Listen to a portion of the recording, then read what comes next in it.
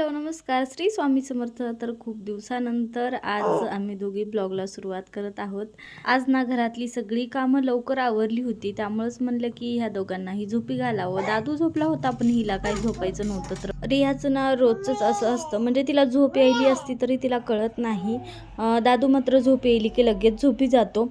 तर बघा, तर किचन ओटा ना एवढ्या लवकर काही माझा साफ स्वच्छ नसतो.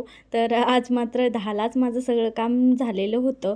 म्हणजे फक्त कपडे राहिले होते. तर काम सगळं झालंयच म्हणलं, तर चला मग एक्स्ट्राची जी कामं आहेत तर ती करून घ्यावी. त्यामुळे तर रियालासुद्धा झोपी घातलं होतं आणि दोघंही शांत झोपले होते. त्यामुळेच म्हणलं सगळ्यात अगोदर जे माझं काम आहे ते म्हणजे तूप बनवायचं. तर तेच अगोदर करून घ्यावं. तर त्यासाठी अगोदर लोणी काढून घेतलं आणि त्यानंतर मग लगेच तूप बनवायला ठेवलं. तोपर्यंत हे दोघं लगेच उठले आणि हे दोघं जण उठले की मला असं वाटलं, बरं झालं आपण अगोदर लोणी काढून घेतलं, नसतं ते राहूनच गेलं असतं. गंजभर साईमध्ये एवढं अर्धा किलो तिला जवळजवळ तूप निघालेलं आहे. आणि तर आज घरी दीदीसुद्धा आलेली होती, म्हणजेच माझी मोठी बहीण. मग त्यासाठीच आई म्हणल्या की आज आपण बनवूयात थेपले. तर त्यासाठीच मग ह्या दोघींची इथं तयारी सुरू होती.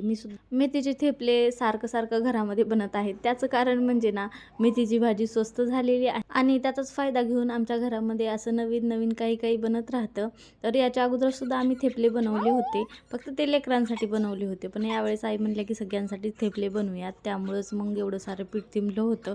आणि तर असं काहीसं आमचं रात्रीचं जेवण होतं, थेपला आणि नारळाची चटणी. तर चला तर मग बाय बाय, स्टे ट्यून.